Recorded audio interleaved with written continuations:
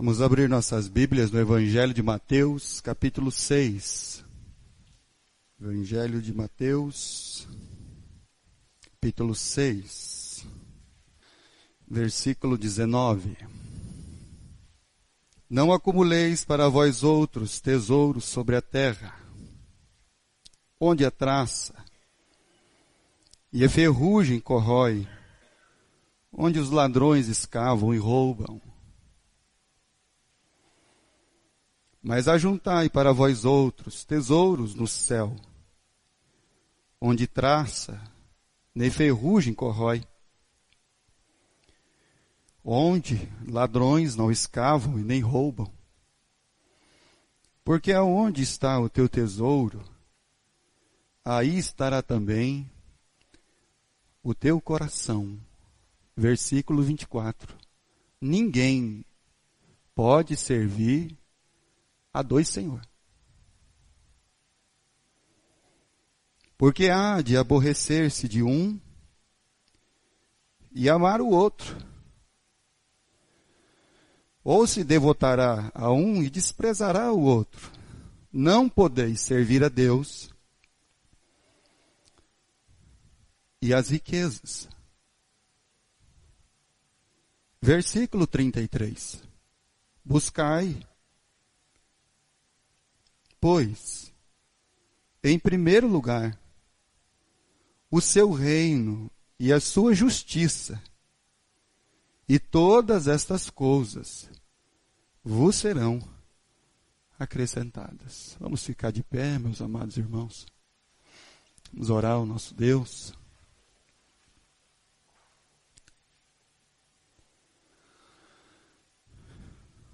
Bondoso Pai Celestial, por causa de seu Filho amado, de sua misericórdia, do teu Espírito Santo, Senhor, que nós estamos aqui nesta noite. Perdoa, Senhor, a multidão de nossos pecados, nossas faltas, nossas fraquezas. Peço, Pai, por todos que estão aqui, cada alma, cada coração, que a Tua palavra, Senhor, que é viva e eficaz, possa de fato, Senhor, encontrar um lugar, uma guarida no coração, penetrar, Senhor, ao mais profundo de nosso ser, como a espada de dois gumes. Peço, Senhor, que o Senhor esteja cuidando dos enfermos, daqueles, Senhor Deus, que não estão aqui porque estão enfermos, ó Pai. De fato, eu peço por eles. Cuida também, Senhor, daqueles que já os seus corações estão enredados mesmo, enredados pelas suas concupiscências, seus desejos, suas vontades. Pai querido, nos ajude e tenha misericórdia de nós. Peço que o Senhor esteja cuidando, Senhor, de Dona Cleusa, seus filhos. Tenha misericórdia dela, Senhor. Cuide, Senhor, da Sara, do seu bebê, e que o Senhor esteja abençoando, Pai, essas vidas com a sua graça e com a sua misericórdia. Fala ao nosso coração. Fala conosco, Pai. Que a Tua palavra, Senhor, seja tudo aquilo, Pai, que agora e sempre é o nosso prazer, é a nossa vida. É em nome de Cristo, o Senhor e Salvador, que nós oramos, agradecidos. Amém, Pai Celestial. Podeis sentar.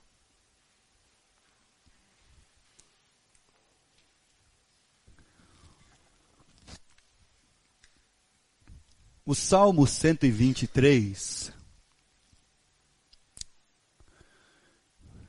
o salmista, ele diz: Senhor, tem misericórdia de nós.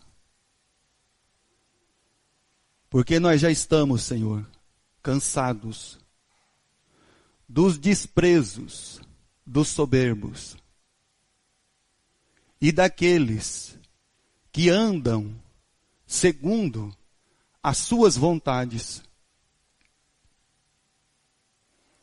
O salmista está clamando por misericórdia.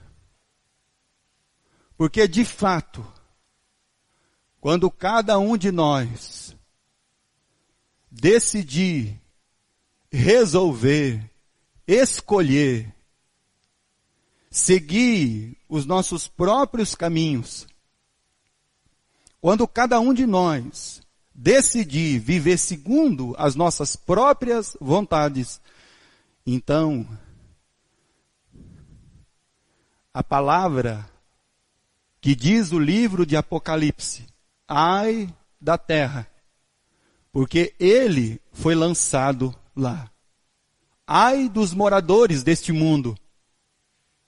Ai das pessoas. Ai das almas.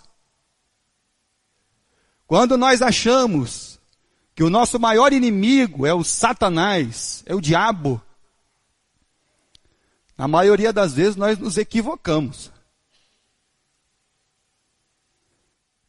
O salmista, ele está dizendo: Senhor, tem misericórdia de nós por causa dos homens que andam segundo a sua vontade, e nós estamos vivendo sob o seu desprezo e a sua soberba. Porque eles estão fazendo o que eles querem fazer. E quando Jesus vai falar sobre as solicitudes da vida, Jesus está diante de uma multidão. Ele começou no capítulo 5, vai encerrar no capítulo 7, e a multidão está ouvindo Jesus. E Jesus está falando para cada um aquilo que eles têm dentro do seu coração. Que de fato, muito pouco daquela multidão estava de fato interessado em aprender alguma coisa do reino de Deus. A maioria deles estava interessada em algo. Então eu quero dizer uma coisa para você. Que se você ainda entende culto, igreja, como algo que você vem, porque você está interessado em alguma coisa,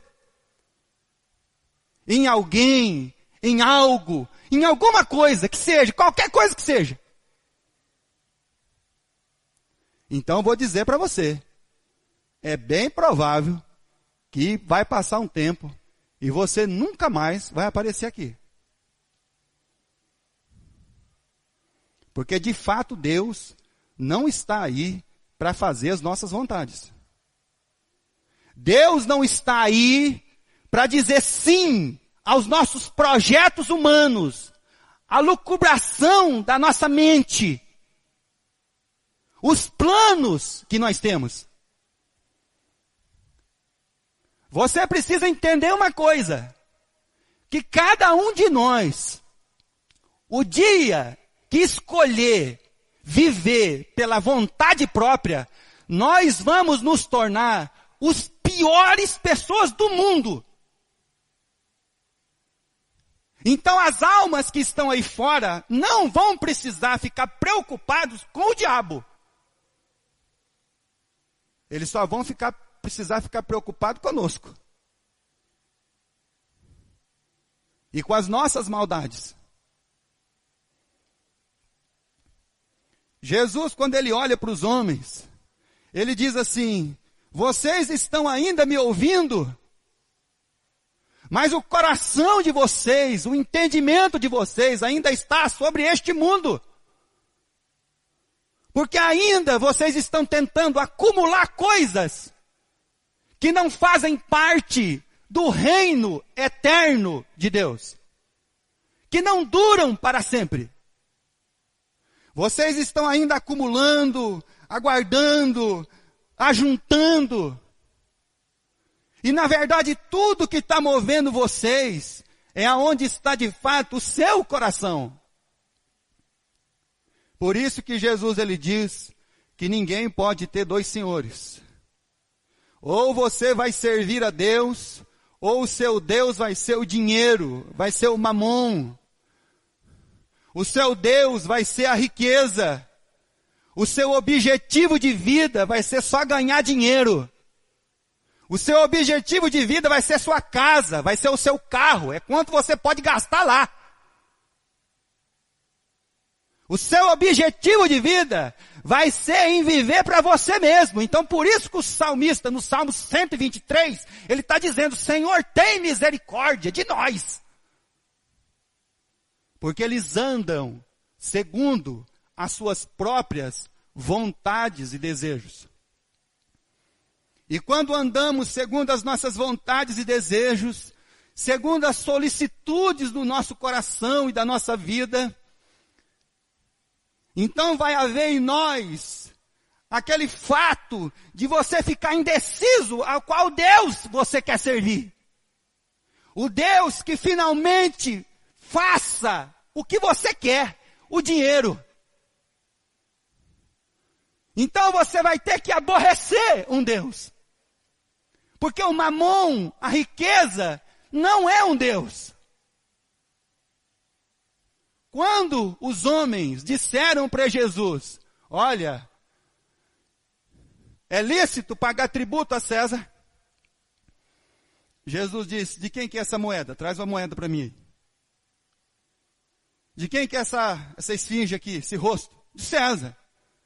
Então você dê a César o que é de César. E eles foram embora, maravilhados. Mas o que eles não perguntaram para Jesus é quem decide o quê? O que é de César? O que é de Deus? Quem é que tem o regulamento?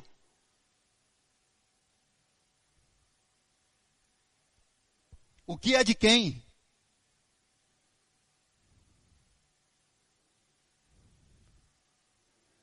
Então parece que na nossa vida, esse texto da palavra de Deus, para algumas coisas da nossa vida, ele responde rápido, mas ele não resolve a questão. Então eu quero falar para você, qual é o Deus que você vai servir? As riquezas falam das suas vontades, seus desejos, aquilo que a carne urge.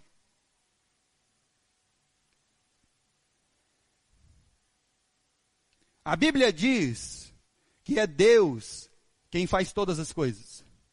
Que é Deus quem edifica, que é Deus quem guarda, que é Deus que dá força para você trabalhar. Então você vive do trabalho, você não vive para o trabalho. Tem gente que a vida dele é pro trabalho. Para a casa, pro carro. Não é para o reino. Então nós estamos ainda atrás de coisas que enferrujam, que a traça rói e que o ladrão pode colocar um revólver em você e levar. Então você pode ir em Marília e comprar na relojaria o relógio caro. Aí você entra lá na avenida principal, na sorveteria, com a sua família, senta e coloca o braço lá com o relógio. Não vai demorar muito, alguém vai encostar em você. O relógio, por favor.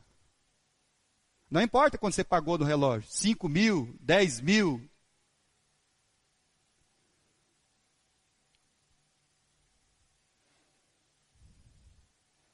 Quantas pessoas já morreram por causa de um celular, irmão?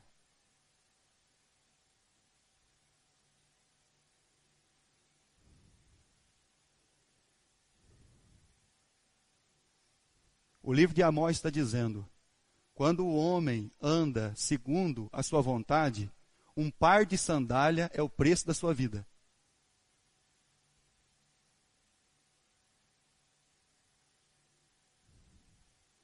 O problema nosso é que ainda nós estamos entre servir a Deus e as nossas vontades. O que eu quero fazer, não o que eu devo, não o que eu tenho.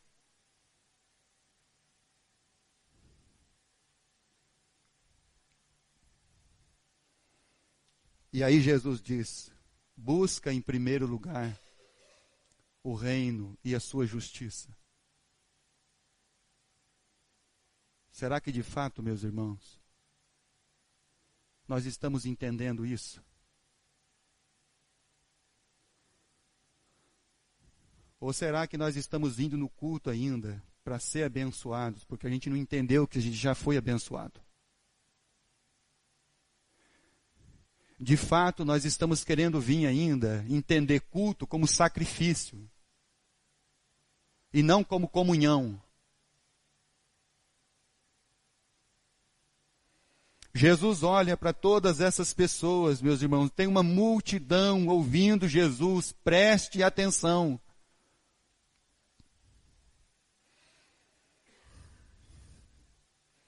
Infelizmente, nossas vidas ainda estão sendo pautadas pelas nossas vontades.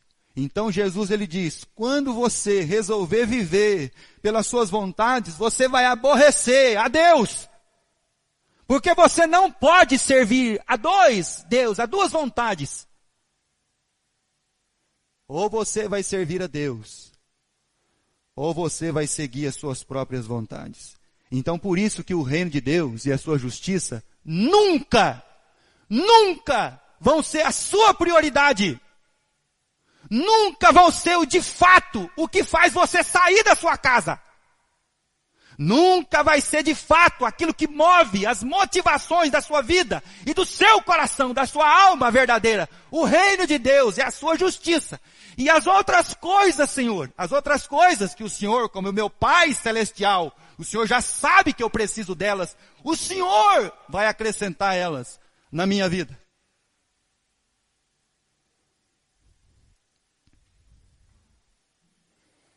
O Senhor vai.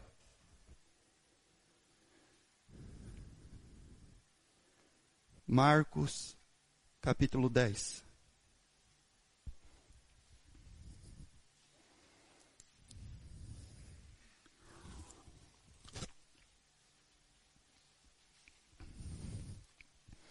Versículo 23.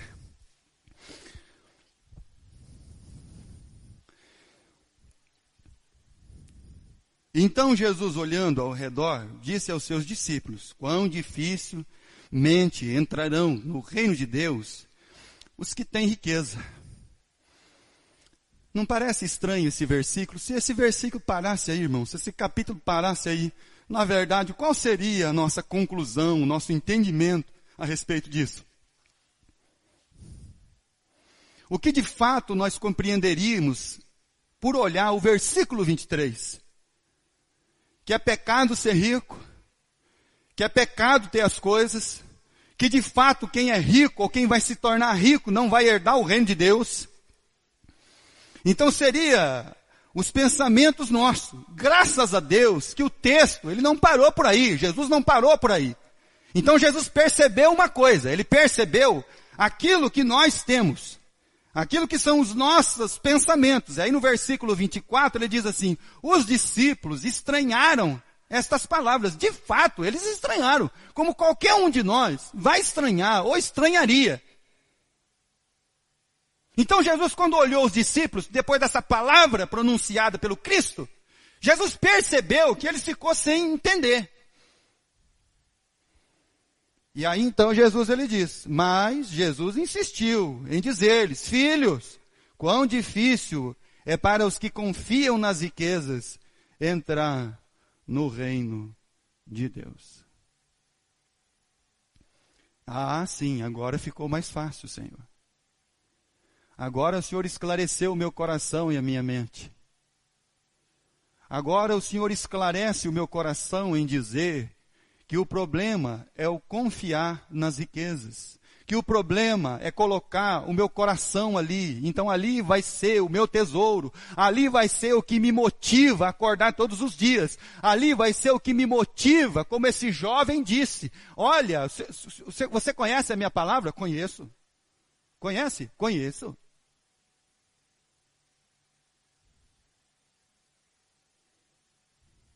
Então isso vai ser o que vai motivar a nossa vida. Por que que eu trabalho? Quais são as minhas finalidades? Quais são, de fato, meus irmãos, os meus intentos com o reino de Deus, com a igreja, aonde ela está? E igreja não é prédio. Igreja são pessoas. Eu não vou na igreja, eu me reúno igreja.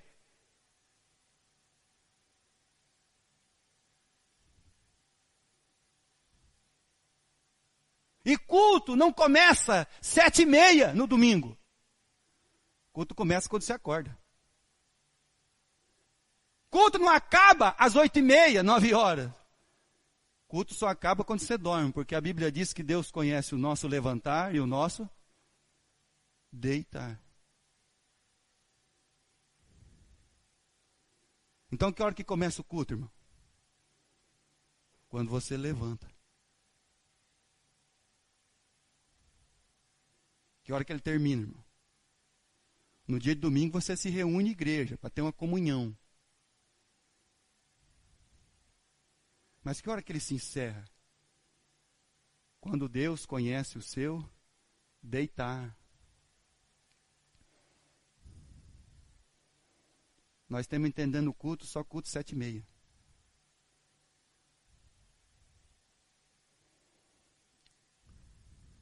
Porque as nossas vidas, as nossas carências, as nossas preocupações, todas as nossas ansiedades, elas estão voltadas para o Deus de verdade ao qual nós queremos servir.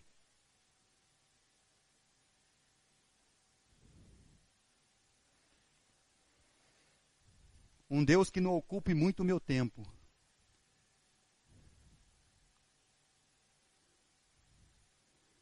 Abra sua Bíblia em Mateus, capítulo 16. Então Jesus está falando sobre essa questão. E como isso é grave, meus irmãos, e terrível.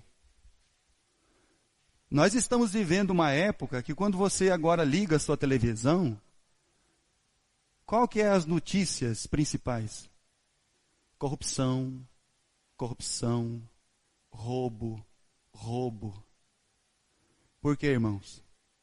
Porque o homem vive segundo a sua vontade. E por isso que o salmista diz no Salmo 123, Senhor, tem misericórdia de nós.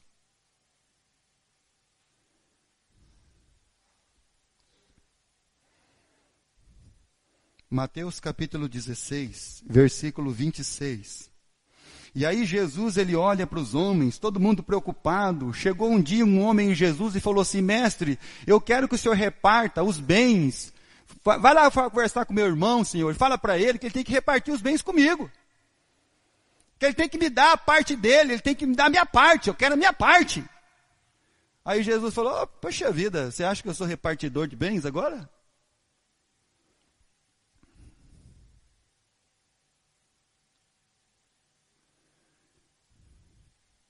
É por isso que as pessoas gostam muito de Deus nas causas impossíveis. Aí ele quer levar um olhinho ungido para casa, para Deus trabalhar nas causas impossíveis. Tomar um óleo ungido com água para ver se Deus resolve o problema dele lá na casa dele. Na verdade, o que ele quer mesmo, irmão, é um mamão.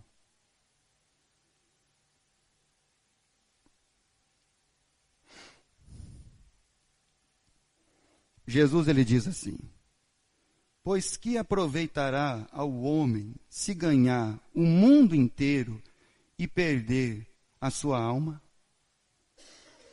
O que dará o homem em troca de sua alma?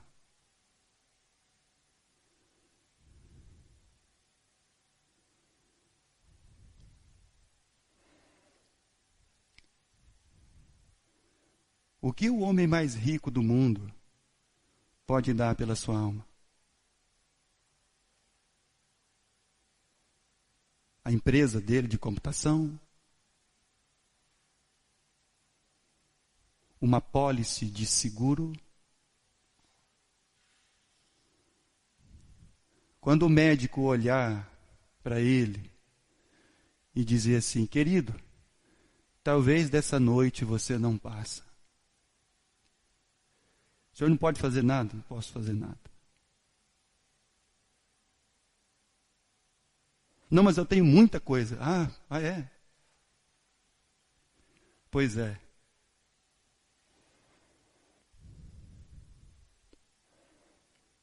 Essa dona Cleusa, não conheço ela, irmão. Muitas dores de cabeça, 5 filhos, no médico. Médico, senta aqui, dona Cleusa. Então, dona Cleusa, é bem provável que a senhora não passe de hoje.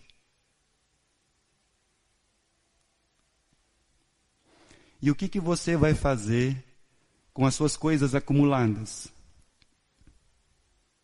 Com o tempo gasto da sua vida? O que você vai fazer? O que você vai dar? Suas competências? Você já parou para pensar que Lucas foi a maior decepção da sua família? Porque um médico atrás de um homem que vivia mais preso do que livre?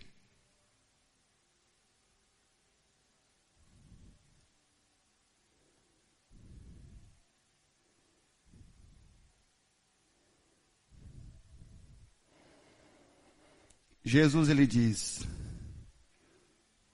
o que ele dará pela sua alma? O que ele pode dar? Nada. 1 Timóteo, capítulo 6.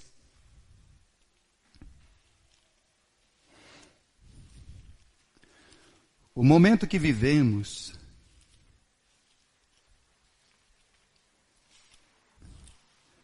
e aí quando o pastor prega a palavra de Deus, a pessoa diz assim: poxa, o pastor acho que não quer que a gente fique rico. O pastor acho que não quer que a gente tenha bom emprego, ganhe bastante. De fato, eu não quero mesmo não. Porque de fato eu quero ver o seu rosto aqui. Pouco vai me importar quanto você vai ganhar. Quanto que o seu filho vai ganhar. O quanto nas competências dele você vai investir, para que ele ganhe muito. 1 Timóteo capítulo 6, versículo 9. Ora, os que querem, de fato, ficar rico, eles caem em tentação, em cilada, muitas concupiscências insensatas, perniciosas, as quais afogam os homens na ruína e na perdição. Aqueles que outrora estavam frequentando os melhores restaurantes, as melhores casas noturnas, os melhores hotéis, os melhores automóveis, as melhores férias, hoje estão atrás das grades. Por causa o desejo, a loucura, a insensatez, que pelo fato do quanto já ganham, ser insuficiente. Uma mala de dinheiro.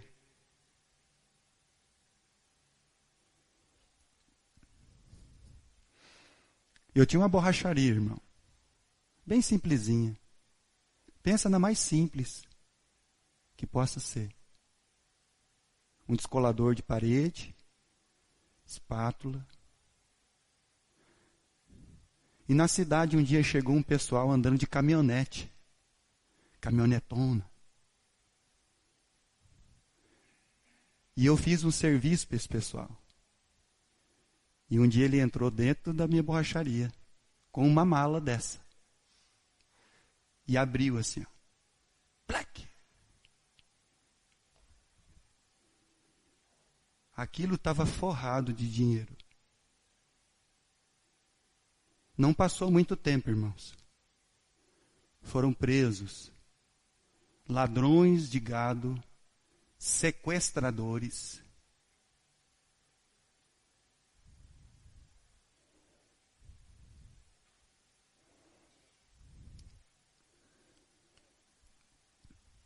E o problema de todas essas coisas é que o servo de Deus, quando ele se depara com a vida que ele vive, com a circunstância da sua vida, e ele começa a olhar essas coisas, ele começa a pensar o que, irmão? Que vale a pena ser assim.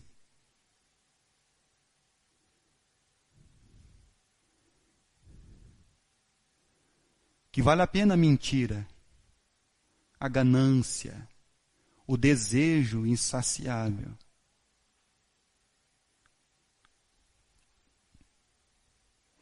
E aí ele vai ser como o salmista no Salmo 73. O ímpio não fica doente, mas lá em casa o povo está doente, tomando antibiótico, com tosse. A casa do ímpio é grande, os filhos dele não ficam doentes, mas os meus ficam. Os meus boi morrem, o dele não. E ele começa a ver todas essas coisas. E aí, lá no Salmo 73, ele chega na conclusão que é inútil servir a Deus. Que não vale a pena. Porque dá uma impressão que a mentira e toda a maldade, ela vai prevalecer.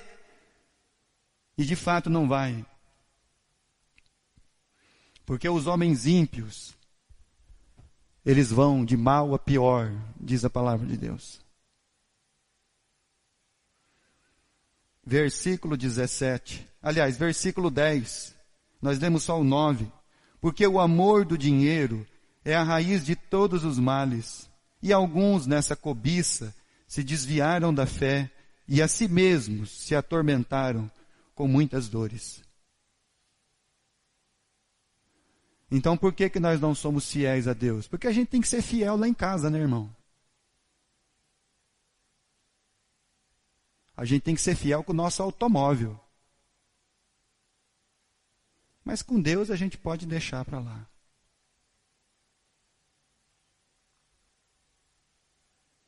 Cai em concupiscências nocivas. E por fim, se atormentam com muitas dores. Versículo 17. Exorta os ricos do presente século que não sejam orgulhosos. Ah, pastor, mas isso não é para mim não, quando sou rico. Ah, não é para nós? Porque ainda nós entendemos riqueza pelo quê, irmão? Pelo bairro onde eu moro, pelo tamanho da minha casa, pelo ano do carro que eu tenho na garagem. Nós ainda entendemos riqueza dessa maneira.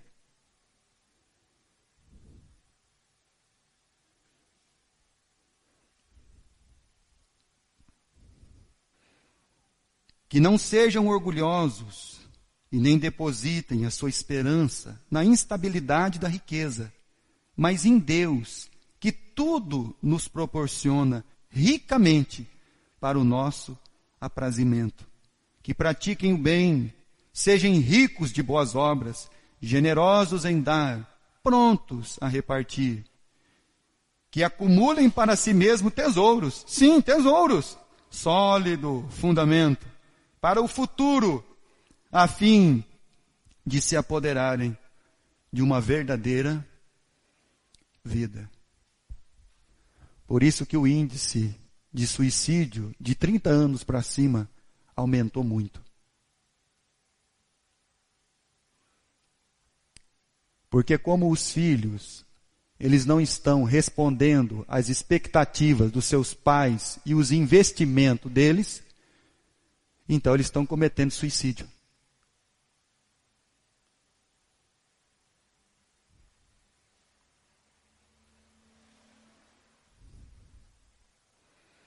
E isso não é vida.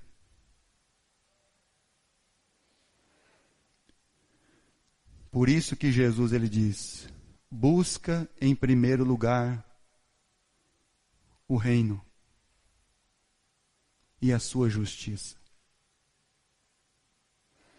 Mas isso para nós é muito difícil, irmão. Porque isso vai mexer com todas as nossas vontades e desejos. Então, de fato, o que nos motiva a estar aqui deveria ser a comunhão e o conhecer e o prosseguir em conhecer a Deus.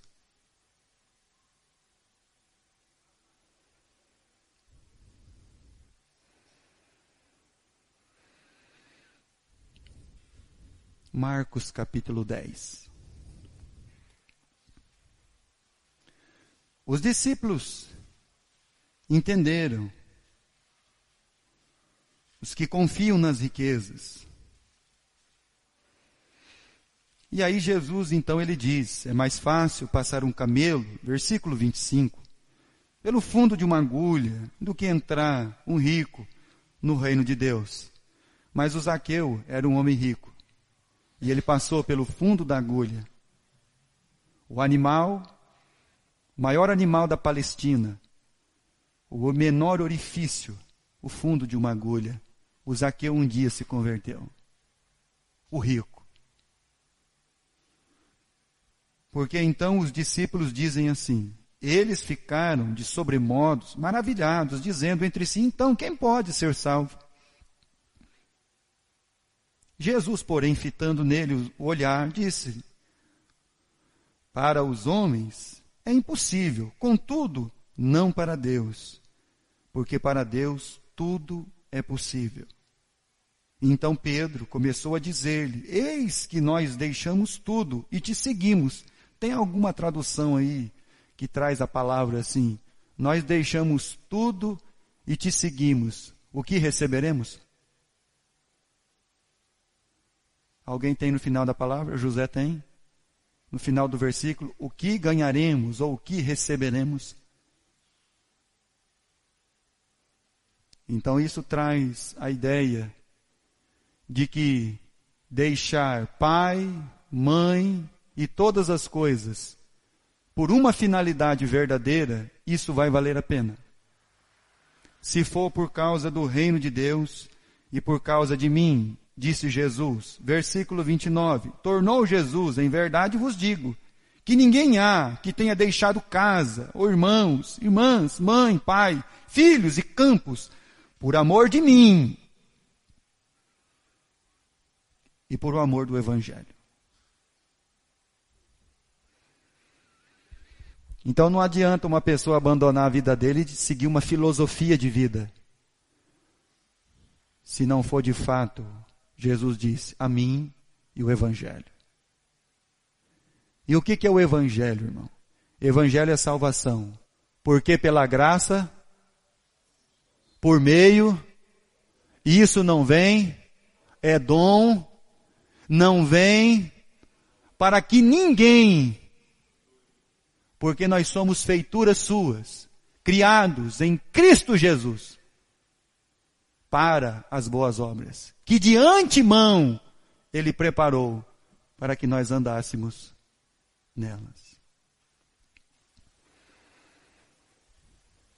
Versículo 30. Você quer saber o que você vai receber?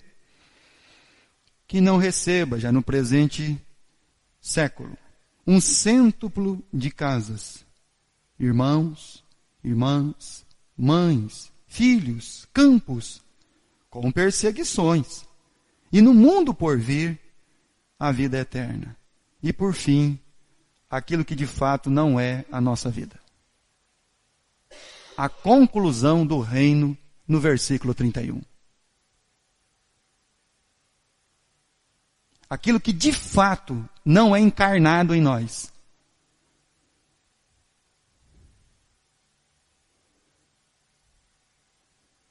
Porém, muitos primeiros serão os últimos. Porque a gente quer ser sempre o primeiro. E os últimos serão os primeiros. Que de fato, meus irmãos, o reino de Deus, por isso que Jesus ele diz, buscai em primeiro lugar o reino e a sua justiça. Então todo filho de Deus entenderia que sendo o último, ele vai ser o quê? O primeiro. Que buscando o reino de Deus, em primeiro lugar, o Pai Celestial já conhece toda a sua vida. E Ele sabe o que você precisa. Então não crie os seus próprios planos, porque você vai sair daqui frustrado com Deus, com igreja. E aí você vai imaginar coisas que Deus não te prometeu e não falou nada para você.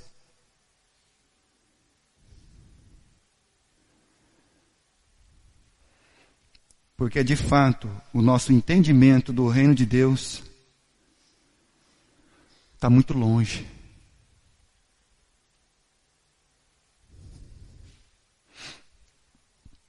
Romanos capítulo 8. Ninguém pode ter dois senhores.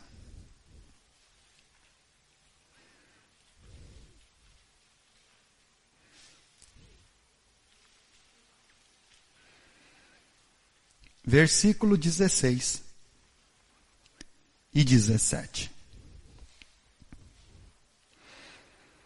O próprio Espírito testifica com o nosso Espírito que somos filhos de Deus. Se Deus é o nosso Pai, Ele como nosso Pai Celestial, nós como os filhos, versículo 17. Ora, se somos filhos, somos também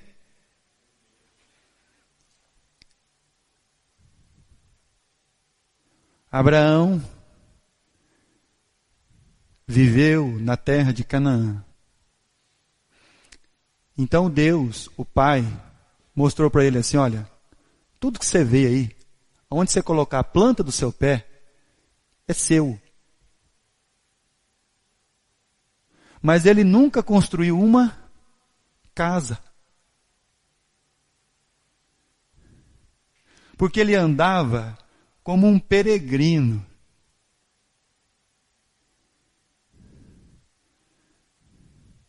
O dia que a esposa morreu, ele foi comprar um campo que pertencia a ele mesmo. O campo de Macpela.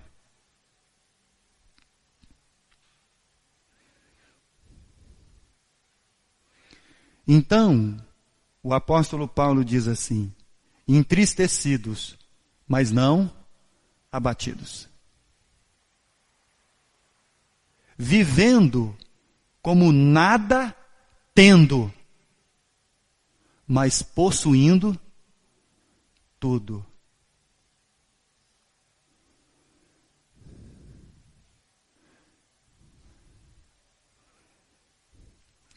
Se você é um filho de Deus,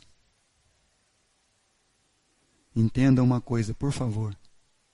Você já é herdeiro do Pai Celestial.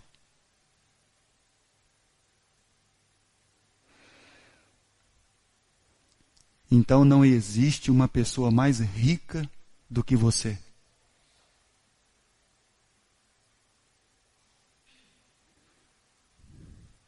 É que tudo ainda nós entendemos pelaquilo que vemos e sentimos, e não por aquilo que de fato deveria estar em nós.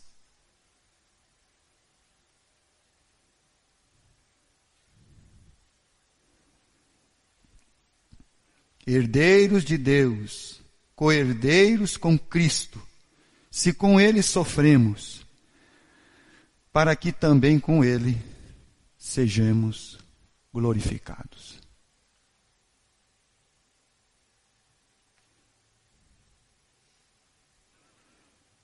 A avaliação do reino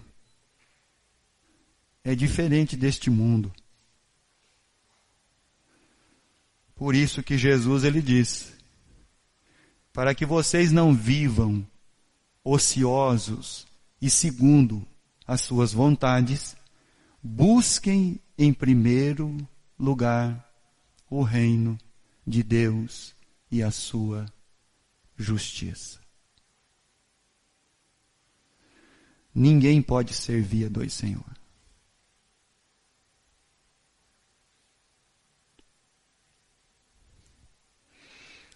Porque você vai ter que desprezar um. E de fato, muitas vezes a nossa escolha tem sido desprezar a Deus.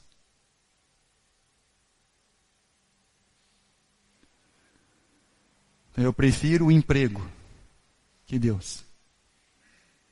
Eu prefiro a minha vontade que Deus. Eu prefiro o carro que Deus. Eu prefiro os meus desejos do que Deus. Buscar em primeiro lugar o reino. Não vai adiantar nada ter muita coisa e não ter nada.